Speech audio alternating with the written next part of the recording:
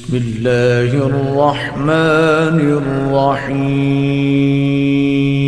مومنین کرام، سب سے پہلے آپ کی چاہت، محبت اور خلوص کا بے حد شکریہ۔ ہمارے ساتھ کنیکٹ ہیں، چینل کو سبسکرائب کر رہے ہیں اور اپنی قیمتی رائے کا اظہار بھی کر رہے ہیں۔ پروردگار آپ کی دعاؤں کو قبول فرمائے، آپ کی مشکلات کو آسان فرمائے۔ اعوذ باللہ من الشیطان اللعین الرجیم، بسم اللہ الرحمن الرحیم۔ میرے واجب الاحترام مومنین و مومنات، السلام علیکم ورحمۃ اللہ وبرکاتہ۔ مومنین کرام، ایک عظیم عمل آپ تک پہنچانے کی سعادت حاصل کر رہے ہیں۔ علماء فرماتے ہیں جمعرات کے دن میں یا جمعہ کی رات میں اگر یہ عمل آپ کریں گے تو یہ عمل آپ کو غیب سے تونگر بنا دے گا۔ یہ عمل کون سا ہے؟ علماء فرماتے ہیں کہ جمعرات کے دن میں یا جمعہ کی رات میں 19 بار یا غنیو پڑھا کریں اور ہمیشہ اس عمل کو ہر جمعرات کریں۔ اس عمل کی برکت سے آپ غیب سے تونگر اور دولت مند بن جائیں گے، مگر فضل الہی ہر کام میں شرط ہے۔ جمعرات کے دن میں یا جمعہ کی رات میں 19 بار یا غنیو پڑھنا ہے آپ نے، اور ہمیشہ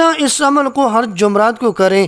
اس عمل کی برکت سے، اس مبارک نام کی برکت سے پروردگار آپ کو تونگر بنا دے گا، پروردگار آپ کو دولت سے مالا مال کر دے گا۔ ایک اور وظیفہ آپ تک پہنچانے کی سعادت حاصل کر رہے ہیں۔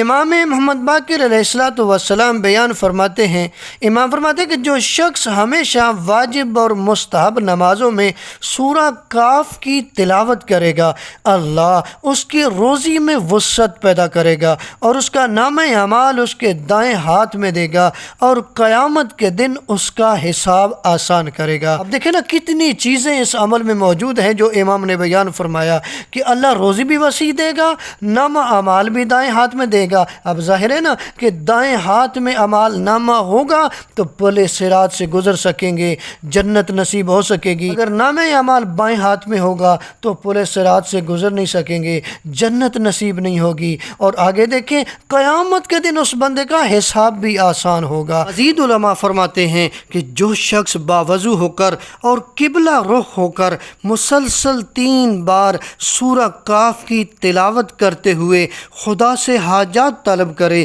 تو وہ دولت مند ہو جائے گا اور اس کی تمام حاجات بھی پوری ہوں گی۔ یعنی باوضو ہو کر قبلہ رخ ہو کر مسلسل 3 بار سورہ کاف کی تلاوت کریں تو پروردگار آپ کو دولت مند بھی بنا دے گا اور آپ کی تمام تر حاجات کو بھی پورا فرما دے گا۔